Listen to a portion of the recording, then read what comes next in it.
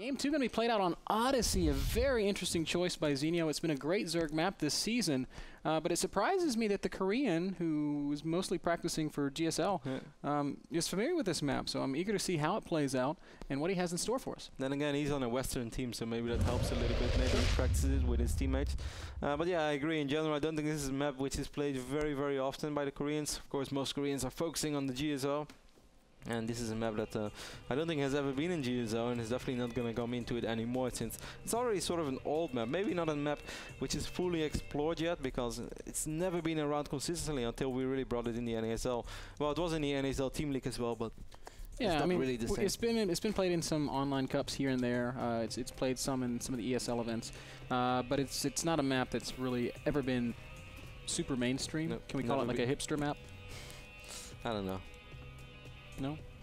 You could basically say that, but I like the mainstream version more, Ben, because it's never been on ladder, and anything that's a ladder is mainstream.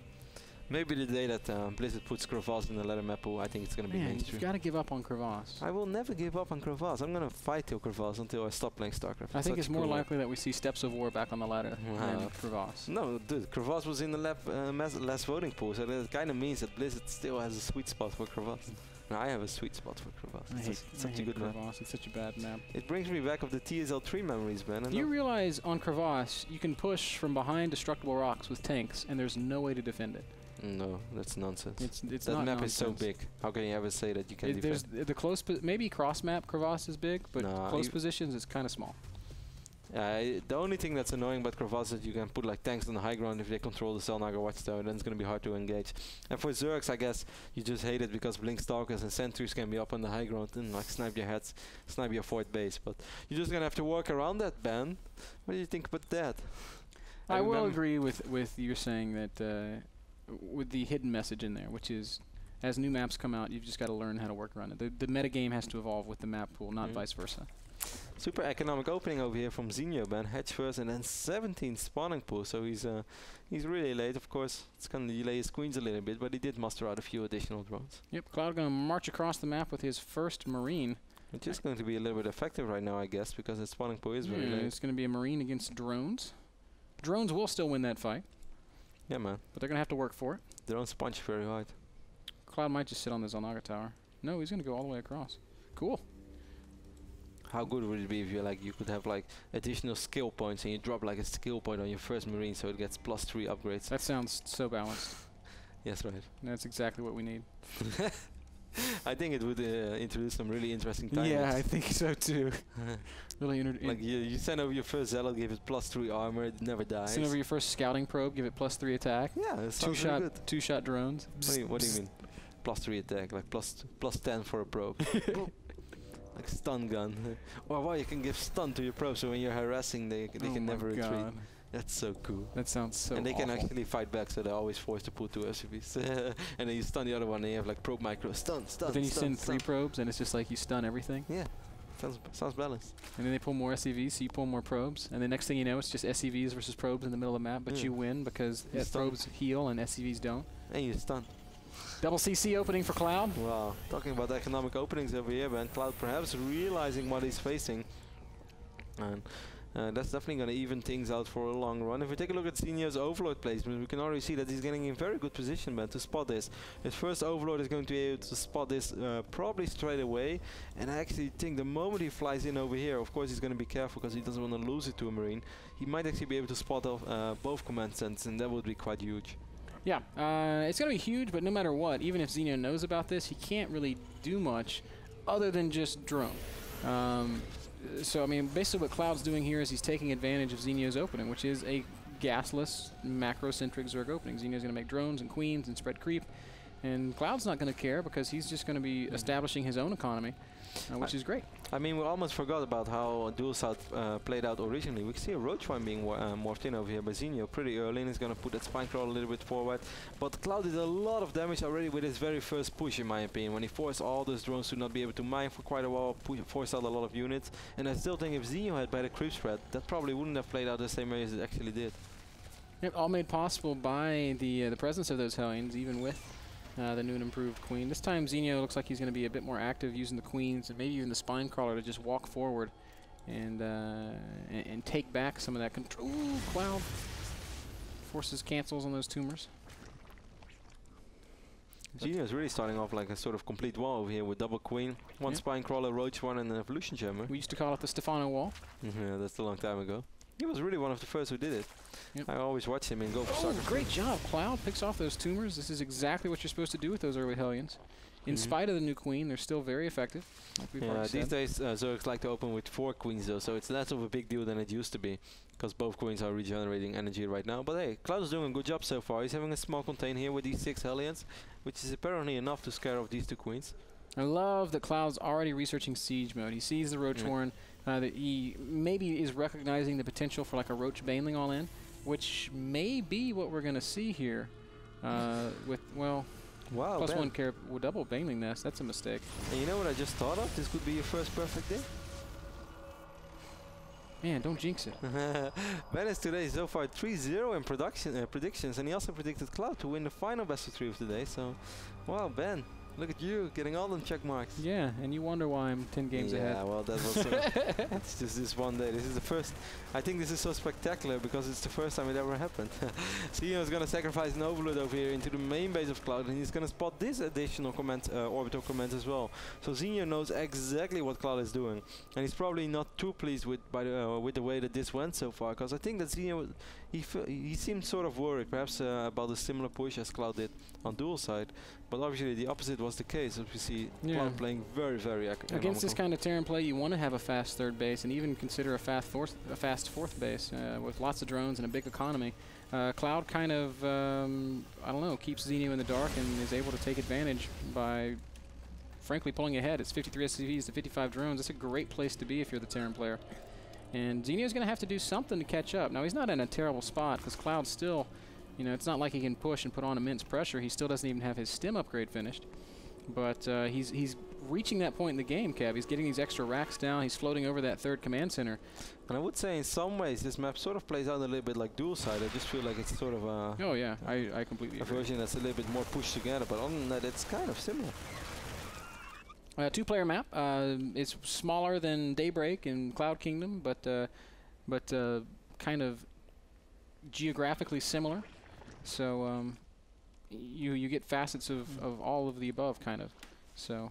Well, a lot of creep tumors now at once. As you can see, Zenio not too worried about 3 moves being cancelled anymore. See 10 creep tumors at once. That's going to be able to give him rapid creep spread. You know, it took such a long time for Zerg players to realize that multiple creep tumors at one spot like increase the speed grab so much. It took a long time for Zerg players to realize that creep is good. Yeah. Like there was like a whole year of StarCraft when top Zergs still didn't really spread creep, and like it was just seen as a novelty. Oh, look at all that creep spread. That's kind of cool. And then Zergs are like, wow, I can scout. My units are faster, and I have map pack. And I can, yeah, I have map pack, and I can deny bases, and it's basically good in every possible way. They're scared to push onto my creep. Creep is very, very good. Cloud is gonna drive on creep right now with his Hellions. Maybe he's gonna drop a scan to take out a couple of those tumors, but it wouldn't really matter because we have so many of them. No! Ooh, a couple of Banelings. Blowing up 3 out of 5 Hellions, and perhaps the 4th Hellion is going to fall as well. Yeah. We see 2 upgrades on the way for Cloud right now. Hellions all Hellions up in the middle of the map. How terrifying would it be? You're just riding along with your buddies in a dune buggy, like you're going out like, ah, dude, we're riding on the creek. It's like going off-roading, and then you run into some Banelings. You see your buddy just like explode in a cloud of acid. Yeah, that'd be really sad. You're like driving back crying, and then you don't see the Zerglings. I can't believe it just happened. And then you get swarmed by Zerglings like in a movie, like, like no. Yeah, that would be kind of scary, man. I wouldn't want to be a Hellion these days. Not on this map. If I was a Hellion, I want to be a Hellion on Belshire Beach, because then you have like a cool SUV or something, or SUV, you know, like an off-road. Maybe a Range Rover. You're like, whoop, whoop. Come here, Hellions. I bet, do you think the guys that drive the Vultures think the guys that drive Hellions are sissies? I bet they do. The Vulture guy seems more hardcore to me. I have no idea. I think the guy in the Tor is pretty badass. No, man, that's Billy. Billy got promoted to Thor captain. Cloud moving out with a couple of low HP Marines, perhaps just to make sure there's no hedge going up over there on the left side of the map. That's not happening. Cloud unseizing all of his tanks, just something we said that he almost never does, but he has a lovely wall over here. Man, I love this supply depot wall over here. You're going to need those depots anyway. Actually, he doesn't need them because he's already maxed on depots. But yeah, but why not? Yeah, it works out so much. It really helps you so incredibly much against run-bys, and also keeps this bunker alive a little bit longer. Yeah. Man, Zenio with a pretty intense creep spread, still moving it forward towards ClouD. He's up at 4 bases now, and he's kind of playing that macro style we said that ClouD sometimes struggles against. He's on Hive, he's getting his Spire, he's getting his Ultralis Cavern, he's got the mega economy, 93 drones behind it. ClouD just now starting to push forward a little bit. But he's at only 160 supply. I don't really feel like he's in a great position to challenge Zenio. No, beautiful fungo there, right, by Zenio. Picks up most of those Marines. ClouD does pick off quite a few. Wow, look at this. Zenio really on top of this drop. Well, maybe that second baiting wasn't necessary, but the first two. The first one was really, really good. As you said, man, I don't think ClouD's going to be able to push the issue anytime soon. So I think he's going to have to wait quite a while, and that also means that basically gives Zenio the chance to get Brutals out, but he's also making Ultras, man. And I feel in general ClouD is so much better against Ultras than he is against Brutalords. That's because Ultras are so much worse than Brutalords. Yeah, that makes a lot of sense too. There's a time and a place for Ultras. I still prefer going Broodlords first because then it forces the Vikings, and Ultras are quite good against Vikings. Zenio has so many drones, man. It's almost insane. Pretty big drop over here on the north side of the map by ClouD. Only one Medivac is actually full of units, but he does have 3 Medivacs to heal all these Marines individually. But he only unloads a couple of them, and as a result ends up doing no damage at all. So tough luck there, ClouD. He's going to be completely shut down in that attempt. What he is doing as he threatens with these drops is pushing with the brunt of his army, and this absolutely will be able to deny one of Zenio's bases. Yeah, all the tanks, or at least most of the tanks, are actually sieging up, even in range of this hatch. I don't think Zenio's even going to try to make a stand here. That would just be silly. Just evacuate all those drones, Zenio. They're really quite safe. No, he's going to try to fight. Why would you fight? Broodlings, here we go. He's going to drop Infested Terrans. Marines getting fungled pretty heavily, and Zenio may... Yeah, he is going to clean this up. And that works out okay for Zenio. Loses a base, loses some army, but I think in the long run, trades pretty effectively against ClouD. Yeah, he actually kept a lot more Ultras alive than I guess he would have had at first. So it wasn't all that bad, but I don't think he had to fight there. I mean, he's getting a great Aspire. I would be quite pleased with the amount of tanks that ClouD had. Because, hey, it's going to be Broodlords. How many tanks do you really want to have as Terran? One thing that he does do is force ClouD to build more tanks. ClouD is, he's building an army to fight against these Ultralisks, and when the Broodlord switch comes, it's going to be tough, considering that ClouD's making these tanks 3 at a time. He's going to be at 12, 15, maybe 18 tanks by the time the Broodlords are out. Small push at the bottom left is going to get cleaned up, but... Zenio still has 85 drones, man. It's an insane amount of drones. Oh, that poor Baneling. Took the wrong exit. You can't really be a poor Baneling, man. You're a poor Baneling when you're chosen to become a Baneling. It's like poor Zergling. Now he's a Baneling. You can be a burrowed Baneling and just sit there for the entire game. So cool. The only Baneling I'm safe, I'm safe, I'm safe. And then you see the Raven, no. Or then you see the Marines walk over you, you're like, no. I don't want. Oh god. Gotta go. ClouD is pushing forward right now. Army supply is way bigger for ClouD. He's in 116, 1-0 for these tanks. He's 3-3 on bio units, man. I mean, Zenio has really nice upgrades as well. As you can see that he's on 2-2. I think he's working on 3-2 upgrades right now. But ClouD is already at 3-3.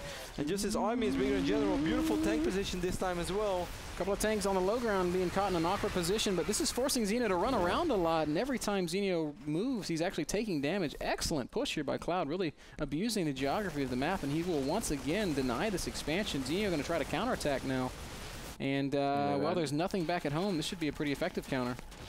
It is going to be an effective counter, but still, it's gonna ClouD is gonna buy himself a little bit of time. Here come the Banings blowing up on those depots. Nice fungal, but Bunker is still alive. ClouD doing mass repair. The Bunker will eventually fall, but still ClouD is buying a lot of time for himself. Your command center, ClouD. You don't have to lose it. No, he is gonna lose that orbital. That's because he's paying so much more attention to the push. As he's denying the third base of Zenio as well, and actually you never really want to base race against a Terran player. Because at the end of the day, he can lift and you can't, and it's going to be very, very difficult, I feel, for Zenio to recover from this. He is ahead in supply. Yeah, but ClouD has another safety wall, and these walls in general buy Terran so much time. With those Marines behind the wall, I think he's going to force Zenio to retreat. Zenio has more supply, but army supply is heavily favoring ClouD right now. Yes, it is, and Zenio, while he does have some money, does not have a ton of money. I would love to see him morphing some Broodlords. because I mean that would really be the saving grace. Is if he's gonna end this game, he needs to have the Broodlords out to do it. He has a great Aspire ban, and he has a few Corruptors on the map as well. ClouD is right now actually transitioning into towards. He's going to try to pick up this great Aspire, and that's exactly what he's going to do straight away with this little bio squad. And I think this is looking starting to look worse and worse for Zenio. That might actually be curtains for Zenio. ClouD closing in on the natural. Zenio's army has either been pulled back or cleaned up, and ClouD. Look at all these Marines, man, picking up a couple of Corruptors, picking up Banelings now as well. And oh my God, I can't believe this. ClouD's going to win 2-0. Zenio getting pushed around a little bit by the Italian. Beautiful, beautiful gameplay here by ClouD. Great decision to go ahead and push on that third instead of coming back when Zenio attacked with the counter. Here comes all the units of Zenio, and he will clean up this attacking force. But what's he going to do now? He's got no bases. There are no bases for Zenio. He's got no income. 0. And he still has 62 drones. He could distance mine pretty effectively. If there was ever an effective long distance mine, Zenio is going to rebuild this hatch over here, and I guess he's going to build a hatch over here as well. But still, as you said, man, what is he going to do? ClouD is not mining all that much either right now. We shouldn't forget it, but he still has those orbital commands. So the moment he's going to be able to secure this base, and I can guarantee you this time it is going to be, you know, a planetary fortress, because ClouD knows the shape that he's in, and he knows that all he has to do is just survive a little bit. Here comes 6 mules, and well. ClouD already had 46 SVs, but those 6 mules are really gonna... Income's gonna skyrocket. ClouD's icing on the cake, Ben. Not the frosting on the ice or whatever. The topping on the ice. There you go. Wow, that's pretty cool. You have topping on the ice. ClouD is, of course, doubling the army supply of Zenio, as well as enjoying a substantial economic lead because of his picking off of all those hatcheries. Zenio in mega trouble. ClouD dropping in the main base now. And as he does that, he's going to go ahead and push up the bottom half of the map, or right half of the map. Zenio is in a terrible, terrible position. What is he going to do? He's lost his spawning. Well, he hasn't lost it yet. Actually, no, he cleans up that drop. Good job, Zenio. But does he have an answer to this other push? I'm not sure about that, Ben. Zenio does still have a reasonable amount of units, but it's only 61 real army supply, while ClouD has 120 army supply. ClouD is up 50. It's just crazy. ClouD is so far ahead. Every time that tank shoots, it really, really hurts, man. ClouD is actually going to go back home this time, does not want to risk dying to a counterattack. He feels that this game is firmly within his grasp. The planetary is going to help out so much, and we have all those stores over here as well. Oh, it's a trap, Kev. Where are you going to go, Zenio? That's not the exit. Wow, excellent fungal there, but I don't think it matters because that's army supply that Zenio can't afford to lose. ClouD cleans up a ton of units there. 173 supply for ClouD against 105 supply for Zenio. And ClouD is just so good against this type of playstyle that Zenio is throwing at him. And Zenio had the greatest spy ban, and he really had the choice. Do I want to go Ultras or Broodlords first? And I really think this would have been a completely different game if he would have chosen the Broodlords. Yeah, and even disregarding that, he could have switched into Broodlords. He had that opportunity. He could have made maybe 6 Broods at one point. Yeah. But instead, just choosing not to. And ClouD really punishing that. ClouD hasn't built a single Viking in either of these 2 games. Just demonstrating why and how he is so comfortable against a style of Zerg that disregards the strength of the Broodlord. He's able to display some of that Brood War multitasking. It's kind of funny that the European in this case is the former StarCraft player and the Korean is the former Warcraft 3 player. Yeah, not often that we have the opportunity to say something like that. Zenio's army once again trying to counterattack, but ClouD once again going to close in on it. A couple of Corruptors going to try to pick off this this command center, but it does not matter. Good game. ClouD 2-0. Zenio, huge win for ClouD, makes him 4-3 in the group. Zenio falls to 5-3. Wow, things are really shifting up after today's play day in Division 1. Puma is the only one who's still undefeated. He's 6-0. I do still think he has to catch up a game against Nighthand. I actually wonder if that has been played yet. Probably not, otherwise we would have probably casted it today. But yeah, I guess a couple of players tied right now for 2nd place. TT1 is going to be 5-2, Zenio is 5-3, and Stefano is 5-2 as well. And ClouD and Nighthand are getting close with ClouD 4-3 and Nighthand 3-3. Yeah. Awesome gameplay. That one was brought to you by Kingston HyperX. Wow, Kingston.com for their full line of SSDs and RAM. I'm trying to get my own Kingston SSD right now, 480. Like a boss. Go for it, man.